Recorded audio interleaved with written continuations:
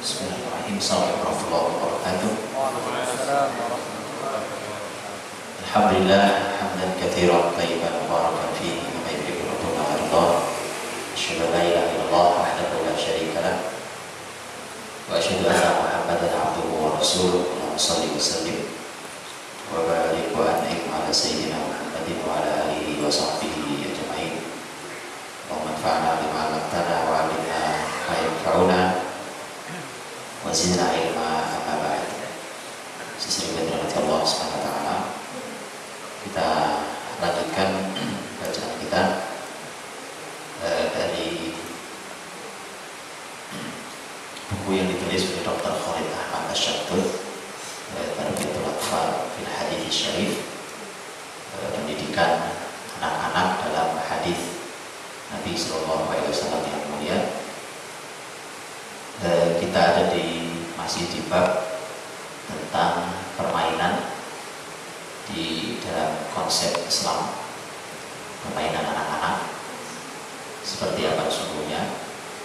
Dan saya sudah sering mengkotimahi bahwa selama ini kita sering menduga kalau konsep seperti permainan itu tidak ada aturannya dalam Islam. Kita menduga hari ini ya anak-anak bermainlah tanpa konsep, tanpa aturan. Kemudian detailnya malah kita belajar ilmu dari berbagai macam tempat. Tapi kita lupa bahwa kita belum bertanya ke Rasulullah Muhammad SAW. Dan apa yang ditulis oleh Dr. Khalid di bukunya dalam bab permainan yang sudah berapa pertemuan kita bahas judul ini dan belum selesai dan masih cukup lumayan. Ini menggambarkan, membuka mata kita bahwa dalam Islam bahkan konsep seperti ini detail lengkap ada.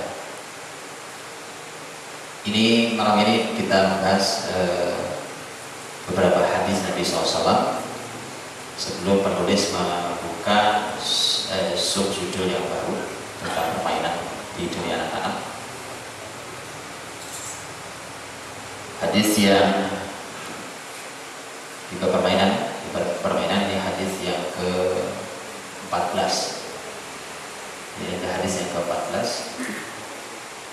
Qala al-muallif hafizahullah wa fil adab al-mufrad marra Abdullah ibn Umar radhiyallahu anhuma marratan bil tariq ala milmah ila Habash farahum yal'abu fa akhraja dirhamaini fa aqaw. Di dalam Al-Adab al-Mufrad yang adalah kitabnya Imam Bukhari rahimahullah ta'ala, Al-Adab al-Mufrad, dan kitab ini juga seharusnya mendapat perhatian besar, sayangnya tidak mendapat perhatian besar. Ini kitab ditulis, bayangkan, kitab ini ditulis oleh Imam Bukhari. Semua kita tahu tentang Al-Bukhari rahimahullah, Amirul Mukminin fil hadis. Dalam urusan hadis beliau Amirul Mukminin. Dan bayangkan bahwa beliau mengumpulkan untuk kita dalam satu buku sendiri yang cukup lengkap, bukunya tentang masalah adab, ditulis dalam Al-Adabul Mufrad. Kemudian bisa dibayangkan bahwa zaman itu adalah zaman ketika generasi Islam masih sedang di puncak-puncak kebesarannya. Karena kita tahu bahwa Al-Bukhari rahimahullah ta'ala beliau ada di abad kedua Hijriah. Jadi ini Al-Adabul Mufrad adalah salah satu buku yang mengawal kebesaran Islam saat itu, yang isinya tentang adab dan akhlak. Dan hari ini kita bahkan tidak menemukan akhlak kita. Kita mencoba mencari budaya sopan santun, budaya ramah, budaya senyum, tidak dari kitab seperti Al-Adabul Mufrad. Tapi kita mencarinya dari keramahan ala Jepang, senyum ala Finlandia, atau apalagi ala Eropa, dan tidak pernah bertanya manakah sebenarnya kurikulum Islam dan manakah sebenarnya yang merupakan kurikulum besar dan pernah mengawal generasi Islam. Al-Bukhari hadir di abad kedua. Abad kedua Anda tahu bahwa di zaman itu zaman kebesaran Islam yang sedang besar-besarnya, dan itu artinya bahwa itulah masa-masa ketika para ahli ilmu mengawal sebuah peradaban besar ini. Baik, dan silakan dibuka, silakan dipelajari di Al-Adabul Mufrad, dan di sanalah kemudian kita temukan sebuah kurikulum dahsyat yang bahkan tidak pernah bisa dicapai oleh peradaban hari ini, bahkan tidak pernah terfikir oleh mereka. Sedetil itu. Khas orang dahulu menulis itu modelnya tidak pointer seperti kita hari ini. Hari ini kan orang sekarang kalau menulis itu lebih suka dengan pointers gitu, poin. Atau kalau detailnya umpamanya seperti kita menulis karya ilmiah, skripsi, tesis, disertasi dan segala macam, bertele-tele panjang lebar, begitu dikemas itu cuma segini aja Pak sebenarnya. Orang dahulu menulis simpel, sederhana, tidak banyak komentarnya, tidak ada teori-teori panjang yang mereka buat, tetapi mereka punya logika yang sangat kokoh, urutan yang sangat kuat, dan memang ditulis di zaman itu untuk masyarakat yang ilmunya juga kokoh. Jadi orang membaca itu langsung paham apa yang diinginkan penjelasan di balik sebuah tulisan. Itu mereka harus paham. Itulah mengapa hari ini tulisan panjang lebar bertele-tele dengan penjelasan yang berjilid-jilid itu saja kita belum paham juga. Dan ini memang penurunan yang luar biasa. Kalau nggak turun Islam tidak seperti hari ini. Kalau kita posisinya posisi yang tinggi, Islam memimpin peradaban hari ini. Karena muslimin jatuh lah, dan jatuhnya pada level seperti itu. Sampai seburuk itu level kita hari ini. Makanya itu khas para ulama, apalagi sekelas Bukhari di generasi angkatan abad kedua Hijriah, itu angkatan di mana begitu kokohnya sebuah ilmu besar. Imam Ibnu Hajar Al-Asqalani rahimahullah taala yang jarak antara Bukhari dengan Ibnu Hajar itu kurang lebih sekitar 7 abad lamanya. Seorang Ibnu Hajar ketika menjelaskan Sahih Bukhari itu berjibaku, beliau berjuang untuk mendapatkan makna di balik yang tulisan yang diinginkan oleh Bukhari. Maksudnya adalah sangat sering seorang Ibnu Hajar kadang-kadang harus berjibaku, mengapa hadis ini dimasukkan di bab ini. Itu kadang-kadang jelas, masalahnya jelas. Pokoknya dalam babnya tentang masalah sholat Jumat, hadis tentang sholat Jumat itu mah jelas. Tetapi kadang-kadang Bukhari meletakkan sebuah hadis yang perlu ulama sekaliber Ibnu Hajar untuk menemukan mengapa hadis ini masuk di bab ini. Ini memang kelas tinggi. Kalau Al-Bukhari dalam Sahihnya menulis judul babnya pakai pertanyaan, itu menunjukkan dalam bab ini ada perbedaan pendapat di antara para ulama. Dan itu tidak ditulis, tidak ada mukadimah buku itu, tidak ada, tapi itu dipahami oleh para ulama. Dan bagaimana jauhnya kita hari ini? Ulama dulu tulis pakai isyarat aja orang paham. Bukhari asal buat judul, antum perhatikan di Sahih Bukhari, kalau beliau buat judul bab dengan pertanyaan, apakah begini, yakinan di situ ada khilaf ulama, isyarat, ada perbedaan pendapat ulama dalam bab itu. Kadang-kadang ada perbedaan pendapat di antara para ulama, tetapi Bukhari menilai bahwa yang lebih kuat adalah pendapat A, maka dia cantumkan pendapat A, itu versi Al-Bukhari, dan itu adalah tarjih Al-Bukhari. Bukhari mengambil menurut Bukhari mana yang lebih kuat. Begitu didalami, ternyata ada perbedaan pendapat, berarti Bukhari mengambil pendapat ini. Dia analisa ketajaman ilmu yang dimilikinya. Jadi subhanallah, kita benar-benar kehilangan kurikulum pendidikan generasi benar-benar kita kehilangan. Bicara tentang masalah adab tadi, kita belajar karakter dan muter-muter di bumi hari ini, nggak ketemu-temu juga. Ujung-ujungnya guru besar karakter mati bunuh diri kan? Ya, guru besar yang ngajarkan ilmu karakter mati bunuh diri. Dan kita ikuti, ujungnya bunuh diri dia. Kita mengikuti belakang yang balik, tahu bunuh diri. Untuk kita nggak kecebur sekalian yang bunuh diri. Subhanallah, tidak ada yang semulia. Al-Adabul Mufrad karya Al-Bukhari rahimahullah taala, Begitu antum buka, lihat logika dasar. Antum buka Al-Adabul Mufrad. Begitu antum buka halaman pertama, Al-Bukhari memulai dengan bab kita bir al-walidain, bakti pada kedua orang tua. Kalau bicaranya adab akhlak, manusia yang paling berhak terhadap muamalah terbaik adalah orang tua. Ini logika tidak sederhana. Terus minta urutannya terus ke belakang. Dalam birrul walidain itu ada urutan, ada subbab yang begitu banyak dan hadis dan kalimat-kalimat para ulama sahabat dan seterusnya. Baik, ini dirahmati Allah Subhanahu wa taala. Ini sekadar kenalan bahwa begitulah seharusnya sebuah kurikulum generasi itu diambil.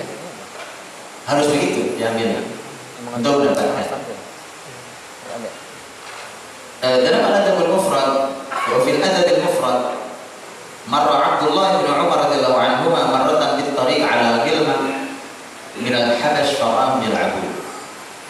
Abdullah bin Umar radhiyallahu anhu di jalan yang dia lewati itu, suatu hari dia melewati anak-anak dari Habash, dari masyarakat Habasyah. Ini masyarakat Afrika berkulit hitam seperti Bilal radhiyallahu anhu. Ada anak-anak berkulit hitam keturunan Habasyah sebenarnya, tapi mereka Muslim, tinggal bersama Muslimin di Madinah, seperti Bilal radhiyallahu anhu. Tapi ini anak-anak itu bermain, dan masyarakat Habasyah dalam sejarah dikenal sebagai masyarakat yang paling ahli dalam masalah tombak. Jadi urusan tombak itu keahliannya adalah keahlian masyarakat Habasyah. Kayak ketika kemarin kita jelaskan hadis tentang Rasul yang dengan Aisyah menonton latihan tombak, itu adalah masyarakat Habasyah, karena mereka punya keahlian menombak yang luar biasa. Ya. Dan ini juga artinya menarik. Jadi masyarakat Habasyah itu punya akar kuat sejak zaman Rasulullah dan ada dalam hadis Nabi SAW. Jadi kalau orang Muslim Habasyah hari ini itu mencari akar mereka gampang itu. Ini susahnya Indonesia di sini. Saya sih belum ketemu, pokoknya ada orang Indonesia pernah bersama Rasul itu saya memang belum ketemu. Atau orang mana gitu ya. Tapi Habasyah tersebut kan Habasyah, Persia, Romawi ada. Jadi mereka orang yang ahli dalam masalah menombak gitu. Dan Abdullah bin Umar radhiyallahu anhu, kita tahu Abdullah bin Umar radhiyallahu anhu juga dari sahabat mulia Umar bin Khattab radhiyallahu anhu, orang besar, anak orang besar. Dan suatu hari dia melihat anak-anak Habasyah main ombak di jalanan. Mereka lagi bermain, mereka lagi bermain di jalanan. Fara'ahum yal'abun, mereka lagi bermain-main. Fa'akhraja dirhamaini fa'atahu. Abdullah bin Umar radhiyallahu anhu mengeluarkan uang 2 dirham kemudian diberikan pada mereka. Lihat ini bahwa inilah asli karakter didikan Nabi SAW.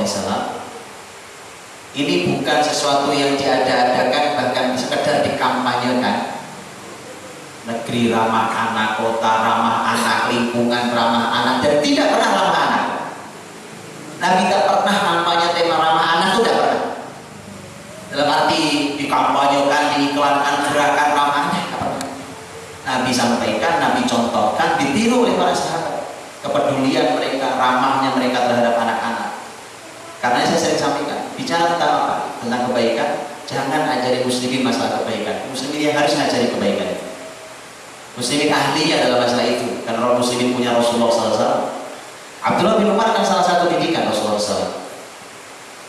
Dia melewati anak-anak kecil lagi bermain. 2 dirham tentu bukan uang besar saat itu. Ya, hanya uang 2 dirham. Abdullah bin Umar melewati mereka sedang bermain, kemudian Abdullah bin Umar memberikan uang 2 dirham. Anak-anak lagi bermain dikasih uang, senang sekali. Dan itu akan menghadirkan kedekatan yang luar biasa antara orang besar seperti Abdullah bin Umar, secara usia juga pasti sudah jauh lebih berusia, dengan anak-anak. Kan sudah kita bahas teman kemarin. Rasul ketika bermain dengan Hasan Hussein radhiyallahu anhu, usia Nabi tidak kurang dari 60 tahun. Itu masih main kuda-kudaan, masih main masih beruberan, betul? Rasul nguber anak Hasan Hussein sampai dikejar-kejar. Itu usia Nabi sudah tidak kurang dari 60 tahun. Tak kurang dari 60 tahun usia Rasulullah SAW. Dan itu tidak meruntuhkan wibawa lagi memimpin bumi, tidak meruntuhkan wibawa ketika harus berinteraksi bermain dengan anak-anak. Abdullah bin Umar memberikan itu sebuah penghargaan, itu tentu harus diukur karena 2 dirham sekali lagi bukan uang yang besar. Diberikan kepada mereka untuk menyenangkan mereka lagi main terus dapat uang, kan senang. Anak-anak paling senang, jangan uang 2 dirham antum lewat kasih makanan coklat, senangnya luar biasa. Anak-anak, kalau itu kita tiru gitu, maka anak-anak generasi kita tumbuh dengan sangat luar biasa.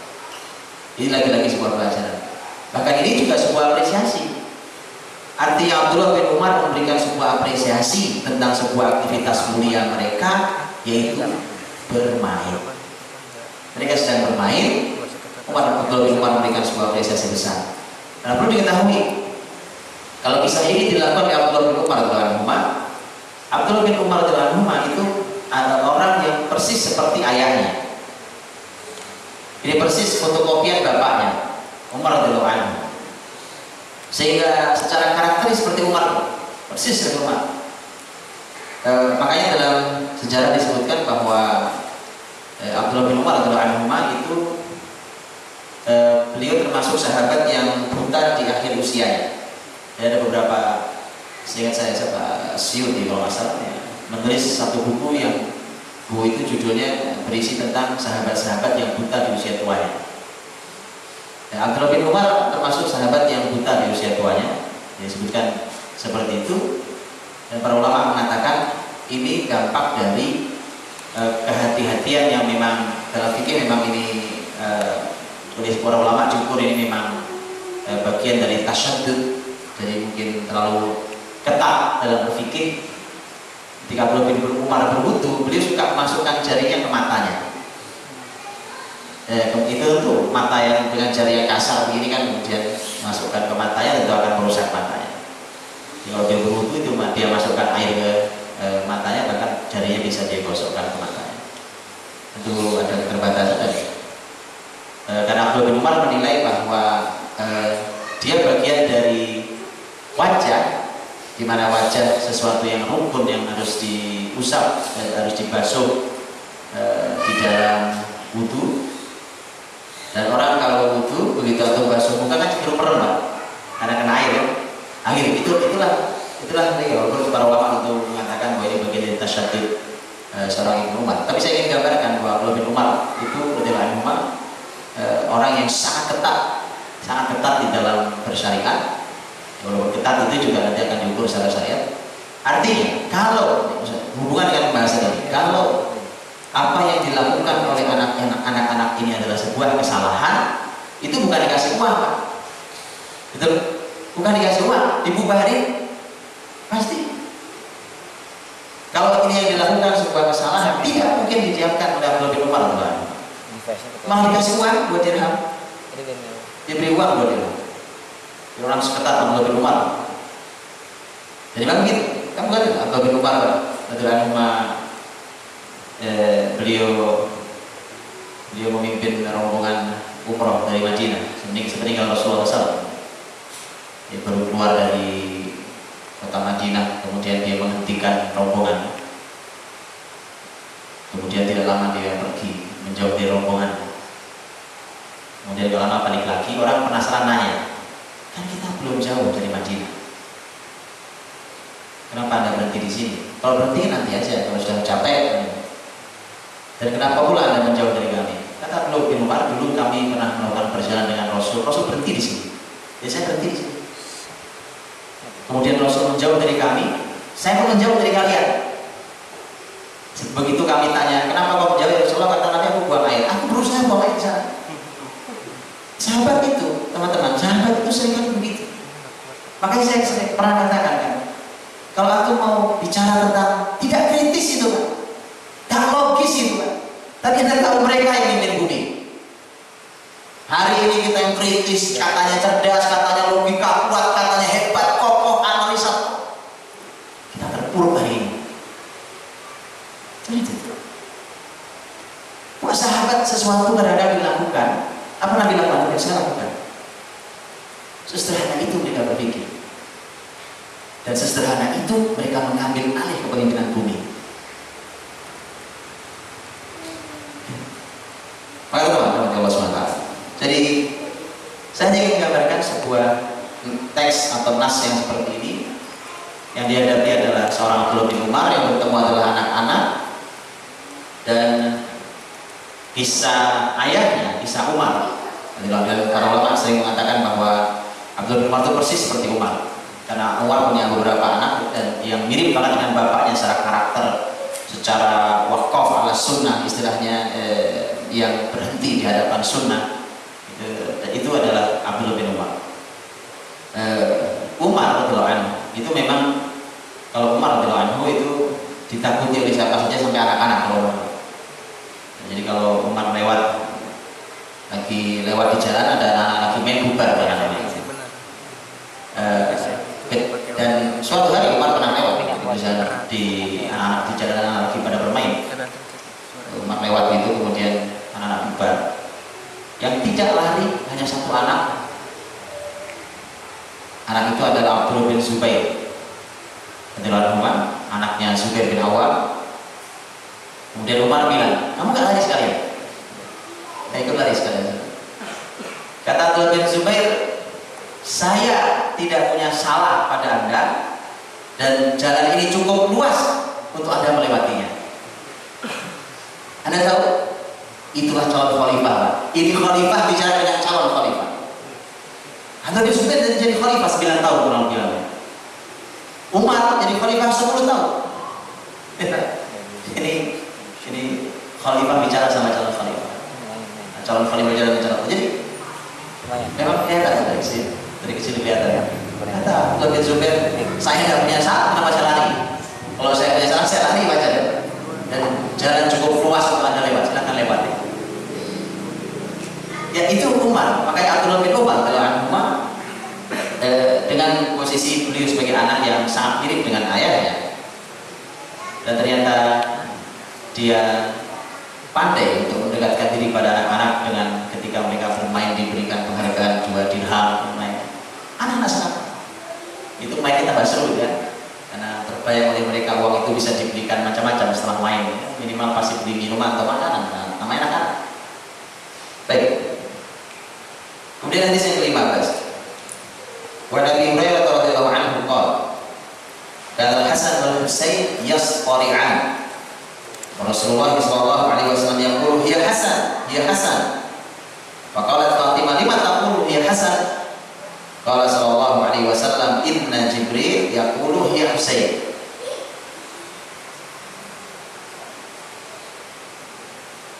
Ini ada dalam kitab Al-Iyal.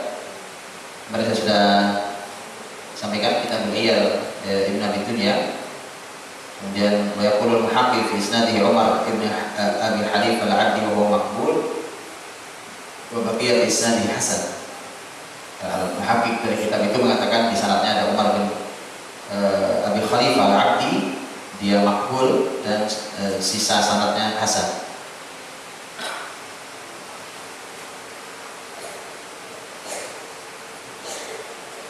Dari Abu Hurairah radhiyallahu anhu beliau berkata bahwa kana Hasan dan Husain yasqari'an, bahwa Hasan dan Husain cucu Nabi sallallahu alaihi wasallam, dua cucu Nabi sallallahu alaihi wasallam, yasqari'an itu lagi bergulat, lagi bergumul, lagi gulat dua-dua. Ini juga jenis permainan yang menarik buat anak laki-laki. Nah, laki-laki itu permainan laki-laki. Hasan Husain lagi gulat, bergumul dua-duanya, adu kekuatan. Ini kan kakak adik, usia tidak jauh, beda hanya kurang lebih setahun. Jadi mereka bergulat berdua. Wa Rasulullah SAW yaqul, jadi Rasul berkata, jadi Rasul melihat itu, biarin aja lah kayak gulat ya. Dan dia apa yang dikatakan Rasul bedakan dengan apa yang kita katakan hari ini.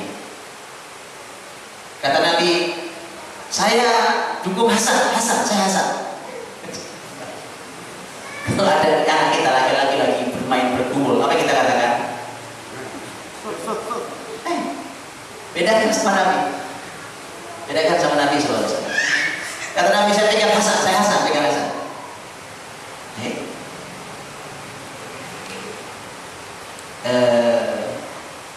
di ilmu hari ini atau nggak ketemu ilmu ini Pak. Apalagi begitu, nah ini bagaimana cucunya lagi bermain bergulat kemudian dibiarkan malah belain Hasan ya. Nah Husain kemana? Karena yang Fatimah bertanya, karena Fatimah juga lihat. Fatimah radhiyallahu anha, ibunda dari Hasan Husain radhiyallahu anhu, putri Nabi SAW. Fatimah berkata, "Lima taqulu ya Hasan?" Kenapa kau berkata saya mikir Hasan ya, saya dukung Hasan?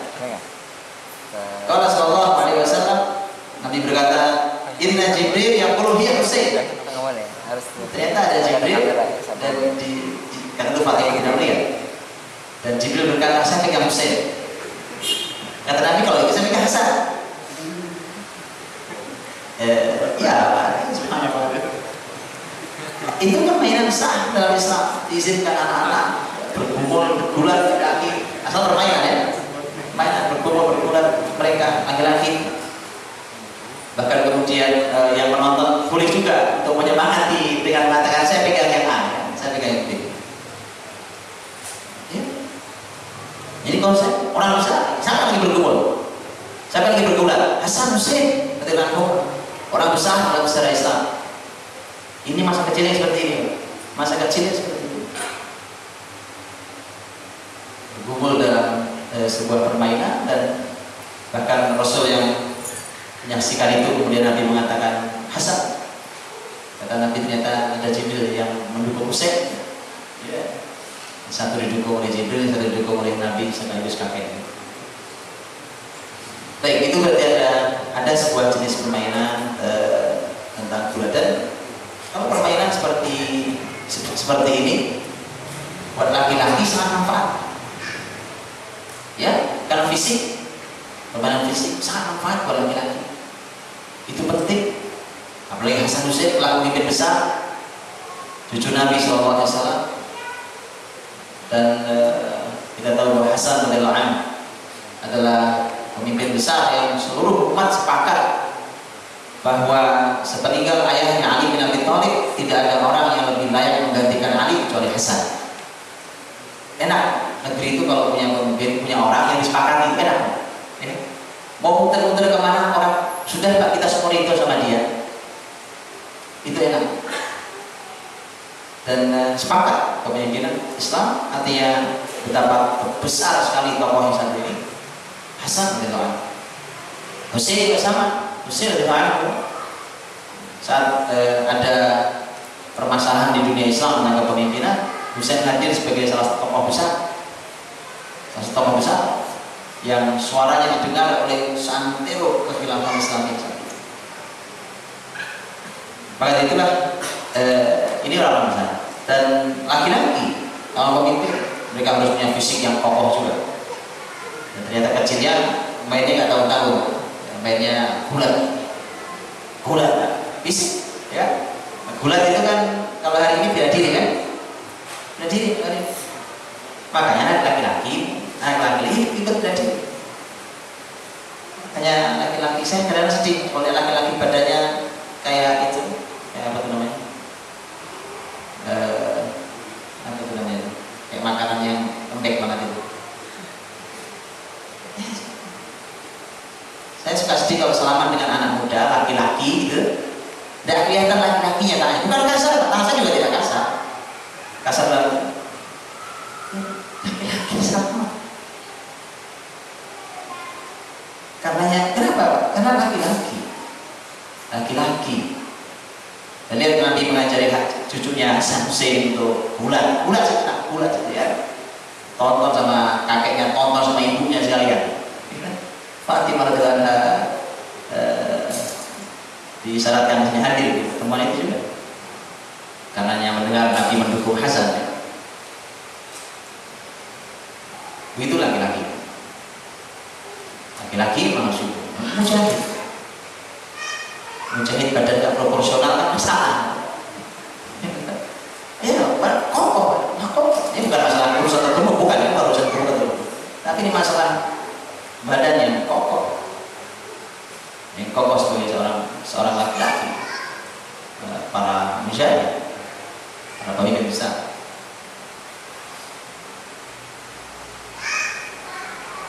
Baik, hadis yang terakhir, hadis yang ke-16 sebelum memasuki judul yang baru, masih dalam subjudul yang baru tentang permainan. Hadis yang ke-16, An Ibn Abi Najih qala kana Hasan bin Husain yarkabani fawqa dhahri Nabi sallallahu alaihi wasallam wa yaqulani halla halla. Yaqulu Nabi sallallahu alaihi wasallam ni'mal ba'ir ba'irukuma.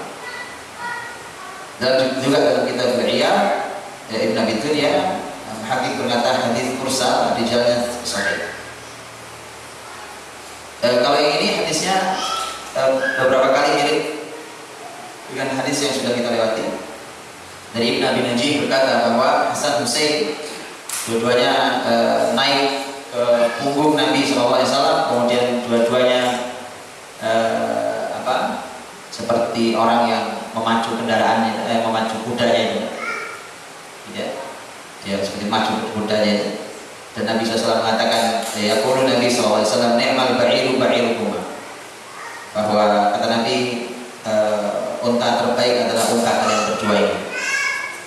Ya, dan Nabi nggak masalah, ini Nabi orang mulia, ya kan? Disamain sama unta nggak masalah. Nggak masalah ya, anak. Karena cucunya lagi membayangkan, berimajinasi tentang unta. Dan ini juga menarik ketika orang tua mengikuti imajinasi anak-anak yang mulia. Anak-anak imajinasinya baik, itu bahkan diikuti. Anak-anak kan sedang membayangkan bahwa ini naikinya unta. Dan dia tahu ya naik unta kan, kebayang tuh Nabi punggungnya dinaiki oleh dua cucunya, kemudian jalan, jalan. Nabi SAW mengikuti imajinasi dan bahkan Nabi mengatakan ni'mal ba'ir ba'irukuma. Kata Nabi, unta terbaik adalah unta kalian berdua ini. Ini yang kalian naik ini gak sembarang unta ya, ini unta luar biasa ya. Baik. Kemudian memasuki pembahasan yang berikutnya adalah ini masuk judul di pembahasan tentang masalah anak-anak dan permainan. Judulnya adalah hudud al-la'ib 'inda tiflil muslim. Batasan bermain, batasan permainan atau bermain pada anak muslim. Ternyata ada batasnya. Ada batasnya, ada aturan, ada batas. Tidak semua boleh dipermainkan, tidak terserah, tidak dengan kalimat ini kan dunianya ya. Sudah 16 hadis kita bicara bahwa anak-anak di zaman Nabi pun bermain. Ya, dan kalau kita simpulkan ulang, mereka bermain mereka bermain sendiri, mereka bermain dengan manusia, dengan orang lebih tua, mereka berlari secara fisik, mereka bulat, mereka bermain dengan alat, mereka bermacam-macam permainan. Dan ini tentu tidak terbatas pada 16 hadis, karena masih banyak hadis yang lain yang menyampaikan tentang permainan anak-anak di zaman Nabi SAW. Kemudian nanti kan begini, kalau ada yang kemudian mencoba untuk memahami permainan karena bahwa ada permainan hari ini yang tidak ada di zaman Nabi SAW, tanyakan pada para ulama, karena tidak kemudian serta-merta boleh. Karena di zaman Nabi tidak ada permainan ini ya. Bukankah ada banyak hal yang muncul hari ini di zaman Nabi tidak ada, dan ulama punya hukumnya? Dari mana tahu? Dari mana ulama bisa menghukumi boleh, tidak boleh, halal, haram, mubah dan seterusnya pada zaman Nabi tidak ada?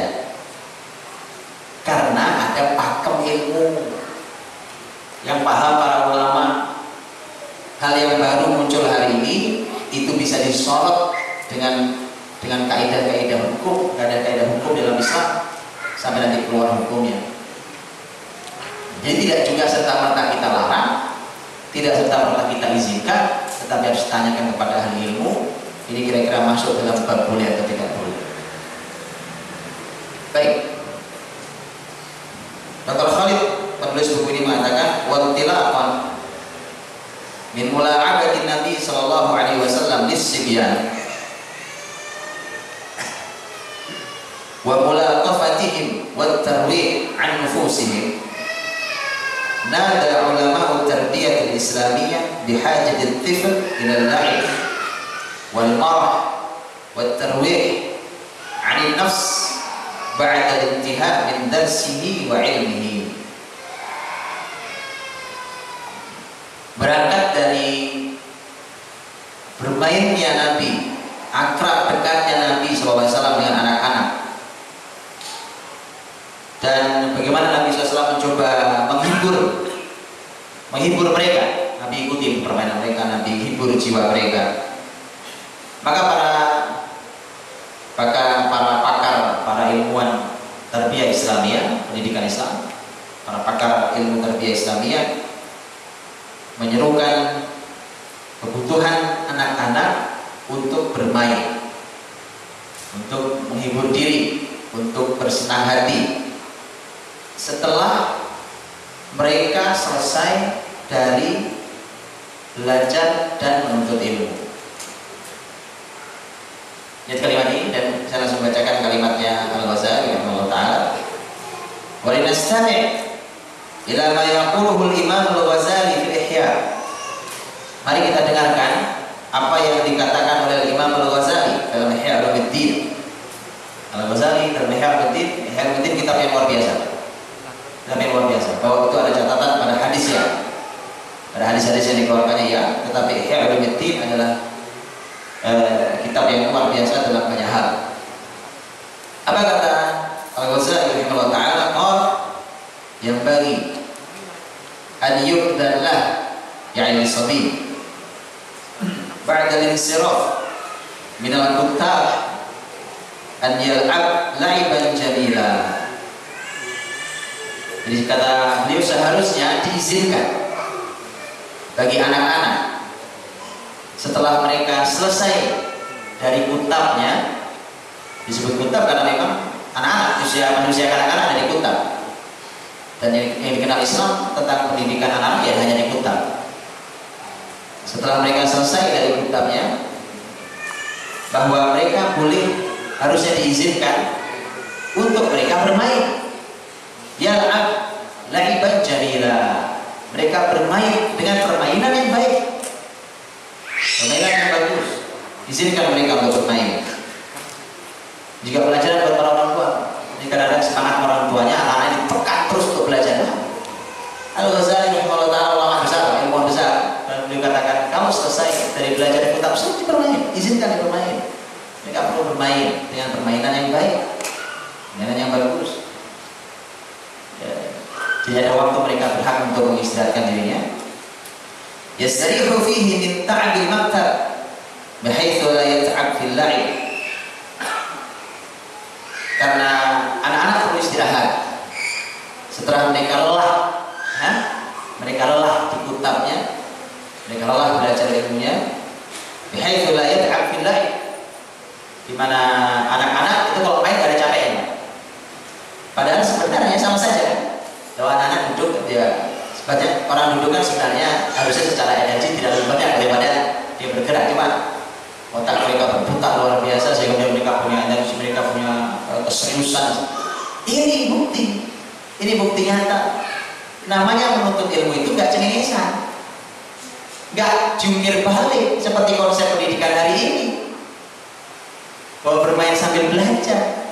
Atau lihat, mengapa Al-Ghazali katakan kalau sudah selesai kutab izinkan anak bermain, belajar, bermain. Kalau sudah selesai belajar silahkan beristirahat bermain. Bukan saat belajar Anda bermain. Nanti akan disampaikan Al-Ghazali. Ini konsep kurikulum. Al-Ghazali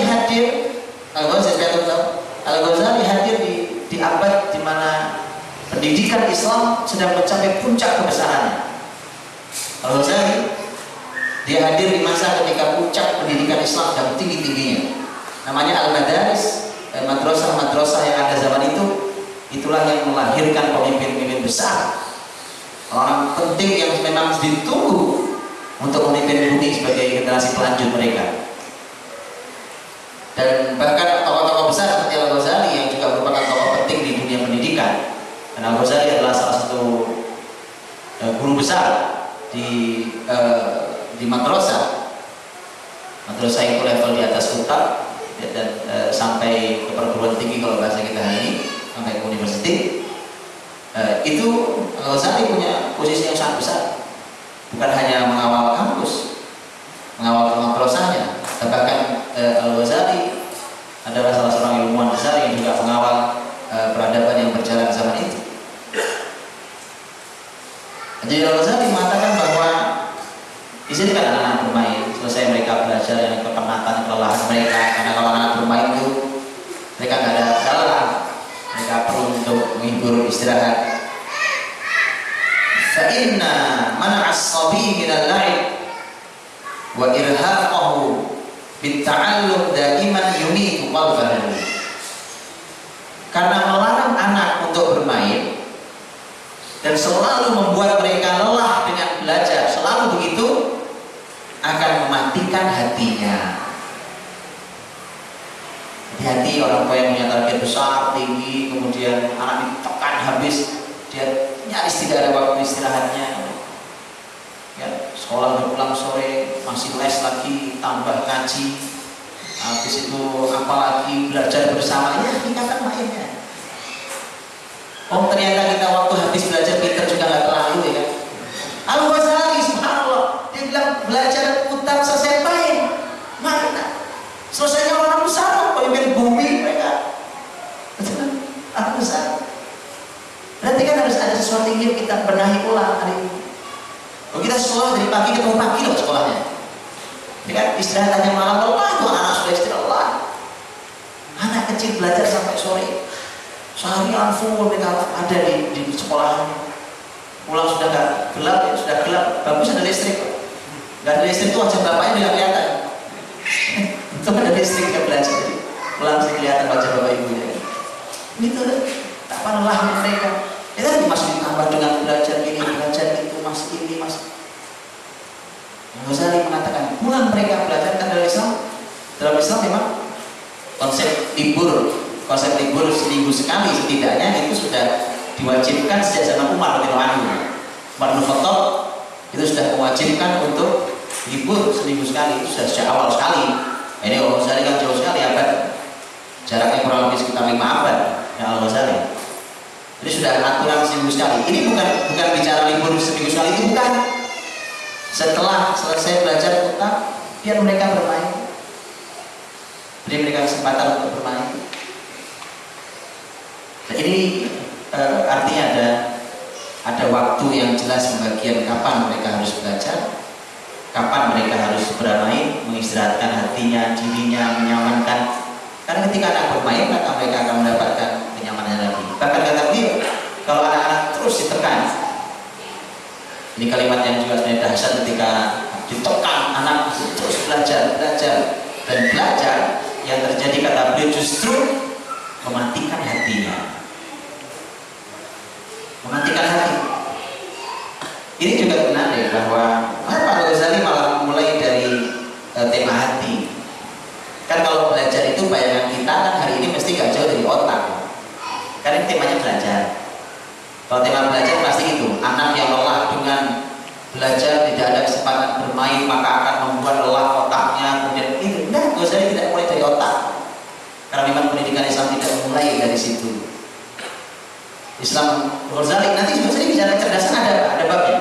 Ghazali mengatakan mematikan hatinya.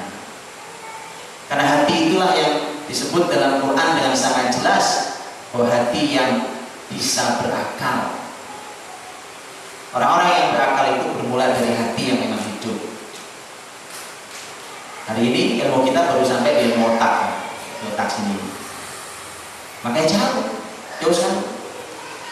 Ilmu hari ini paling hebat baru otak kanan, otak kiri. Itu paling hebat ilmu hari ini. Belum ada yang mampu menemukan bahwa hati yang sebenarnya berakal dan berpikir. Nah, bingung? Quran bicara itu. Dan Al-Ghazali sudah, karena ini zaman besar Islam, Al-Ghazali katakan, kalau sudah mati hatinya, pasti mati. Semua mati ilmunya. Kalau sudah mati hatinya, sudah selesai urusannya. Dia sudah dia tidak lagi hatinya tidak lagi nyaman dengan itu, ya sudah selesai. Otaknya boleh IQ paling tinggi sekali boleh, akan selesai. Jika sudah tidak lagi mau belajar, bosan dan seterusnya. Kemudian wayutil dzakaahu, itu saya katakan, kalau sudah mati hatinya, maka hilang kecerdasannya. Dari hati mulainya. Tadi kita muter-muter di otak, hanya di otak pembahasannya. Tak pernah kita hidupkan, justru sumber mesin utama dari otak kecerdasan itu ada di hati. Itulah mengapa Quran kita semua tahu Rasulullah SAW ditugasi Allah untuk mensucikan hati dulu, baru memberi ilmu. Wa yuzakkihim, yatlu alaihim ayatihi wa yuzakkihim, mensucikan jiwa. Wa yu'allimuhumul kitab wal hikmah, baru ngajari ilmu. Hidupin dulu mesinnya. Hidupkan dulu mesinnya. Hari ini tiba-tiba kita asah otaknya ini, alatnya ini mana? Kita asah ini. Mesinnya belum hidup. Akhirnya kan akhirnya kan jadi kayak mobil mogok kan. Setiap mau nyalakan harus dorong dulu. Dan itu yang terjadi. Hari ini begitu terjadi. Setiap kita ingin dia bergerak untuk menuntut ilmu, kita dorong. Gak ada kesadaran nyala mesin nyala sendiri gitu. Yuktil dzakaahu, dia menghilangkan kecerdasannya. Wa yanghus 'alaihi al-'aish, dan memperkeruh kehidupannya. Ini anak enggak nyaman hidupnya. Jadi keruh hidup anak-anak. Gara-garanya dilarang bermain ya. Dibuat lelah dia dengan belajar, tidak ada kesempatan untuk mereka beristirahat. Kehidupan mereka menjadi keruh. Tidak nyaman, anak terus belajar, pokoknya belajar biar kau jadi orang cerdas, belajar. Ada waktu untuk mereka beristirahat. Hatta yatlubal hila bil khalas min ra'sa. Akhirnya anak selalu mencari jalan bagaimana caranya ngakali supaya bisa main. Gara-gara dilarang main, maka dari itu belajar pun dia main. Karena nggak ada kesempatan main kecuali waktu itu kan sudah. Bagaimana caranya dia selalu mencari jalan, bagaimana caranya dia bisa bermain. Gara-gara dilarang. Lengkapnya silahkan dibaca dalam Ihya Ulumuddin, salah satu buku yang luar biasa dalam tema pendidikan juga. Karena Al-Ghazali guru. Kalau untuk mengetahui Al-Ghazali adalah guru besar di zamannya. Jadi kalau Ihya Ulumuddin adalah salah satu buku tentang bicara tentang pendidikan, salah satunya adalah, maka silahkan dibaca bagaimana Al-Ghazali dahulu menjadi guru besar, salah satu dituangkan dalam kitab itu.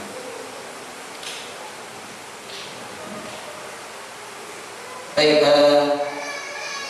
ada beberapa hadis yang dicantumkan oleh Dr. Khalid dalam bab ini, yaitu batasan bermain bagi anak muslim. Saya hanya bacakan hadis yang pertama. Rawiya an Umar Ibnu Khattab radhiyallahu anhu qaulahu, telah diriwayatkan dari Umar bin Khattab radhiyallahu anhu perkataannya, telah diriwayatkan perkataan Umar bin Khattab, alimu auladakum as-sibaha war rimayah wa an yafibu 'ala al-khairi wathba. Kata Umar, ajarilah anak-anak kalian berenang, memanah, dan melompat ke atas kuda. Baik. Ini kalimat Umar memang, kalau ini bukan hadis ya, kalau ada yang mengatakan bahwa ajari anakmu berenang, memanah, berkuda itu bilang hadis, itu salah ya. Itu adalah pernyataan Umar bin Khattab radhiyallahu anhu. Ibnu Umar disebutkan Umar kirim surat. Umar berkirim surat ke Umar Syam. Para pemimpin Syam, ada pemimpin tertingginya adalah sahabat mulia Abu Ubaidah bin Al-Jarrah radhiyallahu anhu, amin hadhil ummah, orang paling amanah di umat ini, amin hadhil ummah, yaitu Abu Ubaidah bin Al-Jarrah radhiyallahu anhu. Kirim surat, ditayangkan Pak Khalifah membuat instruksi kepada pemimpin tertinggi negeri Syam, yaitu sahabat Abu Ubaidah. Salah satu suratnya berbunyi, alimu auladakum as-sibahah war rimayah wa yatimu 'alal khair wadda. Ajari anak-anak kalian berenang, memanah, melompat di atas kuda. Ini surat presiden.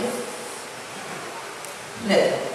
Ya, karena memang Umar sadar betul, apalagi kalau Syam, negeri Syam yang itu aslinya tadinya adalah negeri yang dibuka oleh muslimin dari masyarakat Romawi bagian timur, Kristen Ortodoks. dan kesadaran akan generasi pelanjut yang lebih baik. Maka diajarkan, ajari berenang, sibah, dan berenang, masya Allah, aktivitas yang luar biasa, secara fisik baik, kesehatan juga luar biasa. Berenang, padahal Umar itu takut laut. Ya, karena Umar pernah minta saran kepada para staf ahlinya, karena Umar tidak terlalu paham dengan laut. Tidak terlalu paham. Paling hebat kan laut merah itu, laut merah yang di, kalau dilihat sekitar dulu wilayah Syahbiyah, sekitar Jeddah, kan laut. Maka ketika Umar minta, karena Umar mendapatkan surat dari pertanyaan dari mujahid yang di lapangan di negeri jauh, mereka mengatakan ini ada, kami mau menyeberangi. Jadi kalau tidak qadarullah, kalau tidak dikarenakan Umar melarang penyeberangan laut, bisa jadi muslimin sudah masuk ke Andalus di zaman Umar. Mungkin jadi muslimin sudah sampai Andalus di zaman Umar. Karena ketika Umar itu orang yang sayang muslimin, ini pemimpin yang sangat sayang, peduli pada rakyat. Jadi tidak pernah ridho seorang pemimpin yang baik rakyatnya mendapatkan celaka, itu tidak pernah ridho. Ketika minta yang mendapat pesan kami, ini ada laut, bolehkah kami menyeberangi laut? Umar kumpulkan staf ahli hanya untuk bahas laut. Coba berikan pada saya saran tentang laut. Ini ada surat ini. Saya harus memberikan jawaban, saya izinkan atau tidak mereka melakukan ekspedisi jihad menyeberangi laut. Nah, staf ahlinya memberikan masukan dan tidak salah masukannya. Laut itu sebagaimana Allah firman kan, wal bahril masjur. Kata masjur itu artinya dinyalakan. Laut itu di bawahnya api. Dia makhluk Allah yang sangat besar. Kalau ada kapal muslimin ada di tengahnya, itu kecil sekali. Kalau ada ombak besar, selesai. Gambaran yang menakutkan itu, kata Umar, hentikan eksekusi. Makanya pasukan angkatan laut baru ada di zaman Utsman. Zaman Utsman baru Utsman izinkan, ya, baru Utsman izinkan. Maka pasukan angkatan laut pertama muslimin punya di zaman Khalifah Utsman, dan di lautnya langsung dipimpin oleh sahabat mulia Muawiyah radhiyallahu anhu. Ini luar biasa. Nah, tapi Umar radhiyallahu anhu sadar betul bahwa para ahli ilmu, tentu saat itu Umar belum tahu, nanti belum tahu kan, belum mengelilingi bumi sehingga tahu bahwa laut lebih banyak sebenarnya dibandingkan daratan, ya. Tapi sangat mudah terbaca ketika Quran berbicara tentang laut lebih banyak daripada daratan. Orang berilmu kayak Quran begitu. Quran bicara 2/3 tentang laut dibandingkan dengan daratan. Dan persis itulah ternyata luas laut dibandingkan daratan. Dan itulah maka untuk menguasai laut harus bisa berenang. Bisa berenang. Mana diterima di angkatan laut yang bisa berenang, ya? Dilemparin nggak balik lagi, mana bisa angkatan laut, ya? Harus berenang. Bahkan ketika berenang harus menyeberangi selat, bukan lagi berenang di kolam renang yang diem itu. Ombak yang seperti itu melawan arus harus bisa. Sibah. Begitu anak muslim belajar itu. Dan itu olah fisik. Sibah. Warimaya. Rimaya itu memanah. Mungkin ada yang juga menarik tentang masalah tema urutan. Mungkin kapan kita bicara lebih detail tentang masalah itu. Ada tema urutan karena orang berenang dia punya kemampuan fisik, biasanya kekuatan fisiknya, makanya para penang punya kekuatan tangan yang luar biasa, juga kekuatan kaki yang luar biasa, dan nafas yang sangat baik. Itu akan sangat manfaat ketika di saat itulah dia mulai memanah. Dia perlu yang kita punya 2 tangan ini kan, kalau memanah itu kan ternyata teorinya persis seperti menembak, bahwa yang satu harus punya kekuatan, yang satu harus punya kelembutan tangan. Yang punya kekuatan adalah yang memanggulnya, yang kelembutan adalah yang melepasnya. pasti sama. Dia mau memanah ataupun mau menembak pasti sama. Dia yang punya kekuatan dia akan memanggulnya. Kalau senjata, manah juga demikian. Dia harus punya kekuatan. Kalau kebetulan kapan mau sampai sasaran, ya ada meleset ya. Dia perlu kekuatan tangan. Tapi yang di sebelah sini yang melepas harus penuh dengan kelembutan. Karena begitu dia terlalu keras dia akan mengguncangnya dan juga lagi-lagi akan meleset dari sasaran. Dan 5 ya. Bahkan Nabi SAW ketika menafsirkan wa idzu lahu mastata'tum min quwwah, dan persiapkanlah oleh kalian berupa kekuatan, Nabi mengatakan ala innal quwwata rami, ala innal quwwata rami. Kata Nabi, ketahuilah bahwa kekuatan itu adalah kekuatan memanah. Maka Nabi mengatakan li antarmu khairun min antarkabu. Kalian memanah, punya kemampuan hebat memanah, lebih baik dibandingkan kalian punya kemampuan mengendarai. Dua-duanya akan diajarkan Nabi misalnya. Nah, poin ketiga kan semua 4 kuda, kemampuan mengendarai kendaraan. Tapi nanti dorong. Kalau harus memilih, gitu ya, atau kalau mau melihat mana yang lebih utama, kata Nabi memanah lebih utama daripada mengendarai. Jadi ada ilmunya, ada ilmu urutannya. Oh ini lebih tinggi daripada ini. Kapan mulai yang ini? Ada ilmunya. Semua ada kurikulumnya, ada ilmunya. Tidak sekedar orang pingin hari ini dilaksanakan. Ada ilmu urutannya.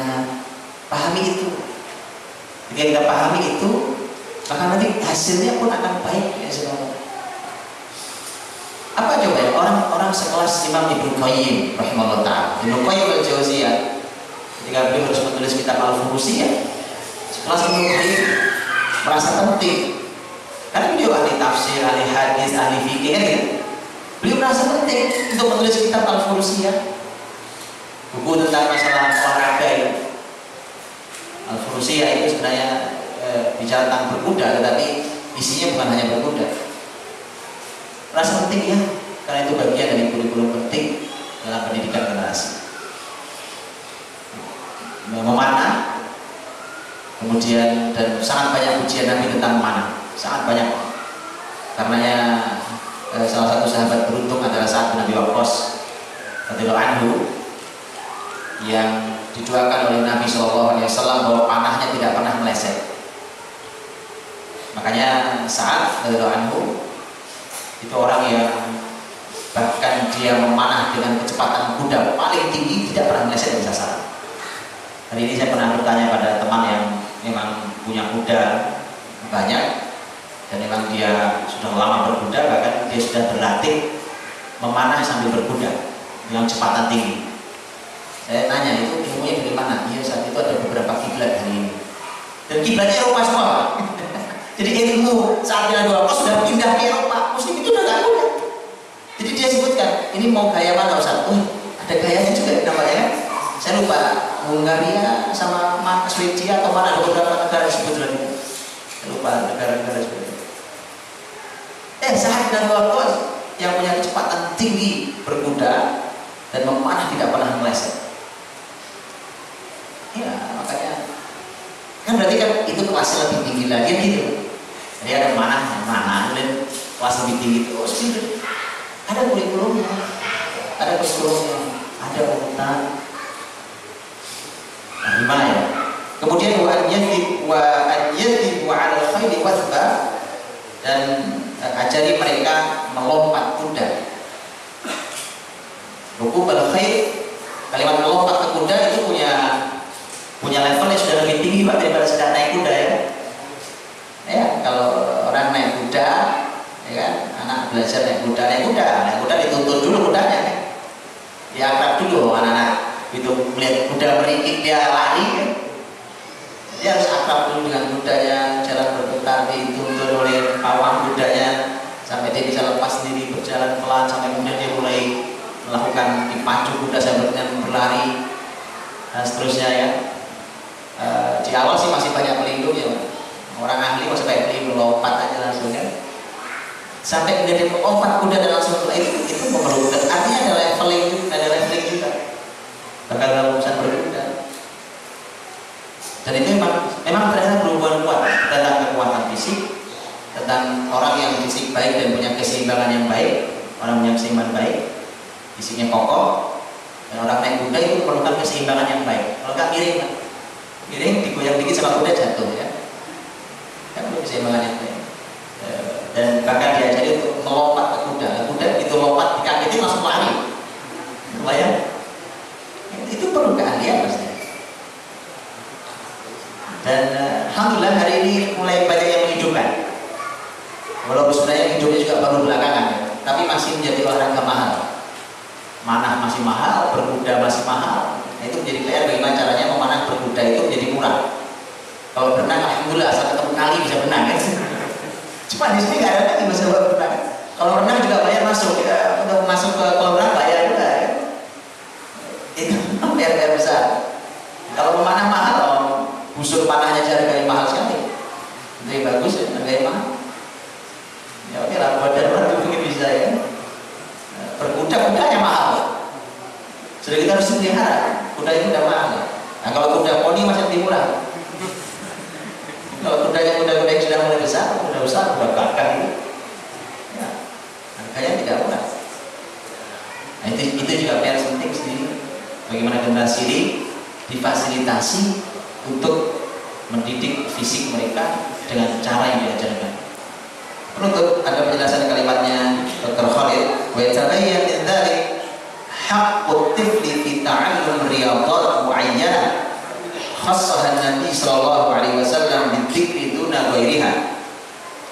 Dari kalimat itu jelas bahwa ada hak anak untuk belajar olahraga tertentu yang khusus disebutkan oleh Nabi sallallahu alaihi wasallam.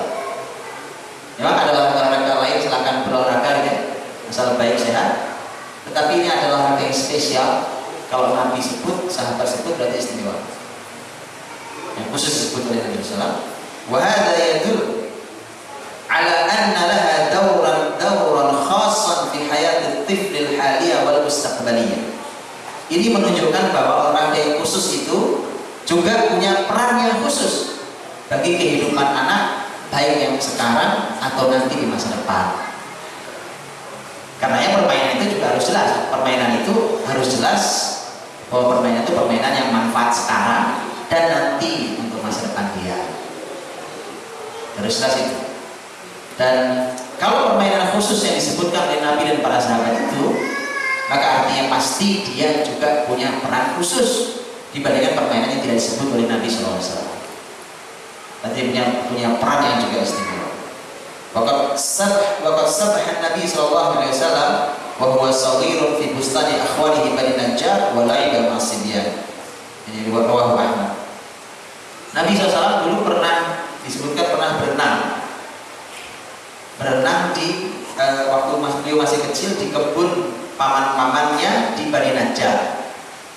Mungkin ada kolam air gitu ya di kebun Bani Najjar. Itu adalah akhwal itu adalah saudara dari ibu, karena Nabi SAW itu punya nasab dari Madinah. Bani Najjar itu di Madinah, dan kita tahu Nabi SAW ke Madinah ketika kurang lebih usia beliau 6 tahun. Dan disebutkan dalam riwayat Ahmad bahwa Nabi pernah bahkan berenang di kebun yang dimiliki oleh paman-pamannya, yaitu di Bani Najjar. Dan beliau juga bermain dengan as-sibyan, dengan anak-anak. Kalau bermain dengan anak sejak di Mekah pun ada riwayatnya, bahkan ketika bersama Halimatus Sa'diyah, kita tahu kan waktu di belah dadanya kan juga lagi bermain sama anak-anak dan bermain dengan teman-temannya, kemudian terjadi pembelah dada. Itu sejak bermain dengan anak sudah ada di Sa'diyah bukan. Tapi terima kasih Allah, saya kira itu malam ini tidak ada tanya jawab, sudah jam 9 lewat. Insyaallah kita lanjutkan di pertemuan berikutnya. Allah mansur, saya akhiri subhanallahi wa bihamdihi asyhadu an la ilaha illa anta astaghfiruka wa atubu ilaik. Assalamualaikum warahmatullahi wabarakatuh.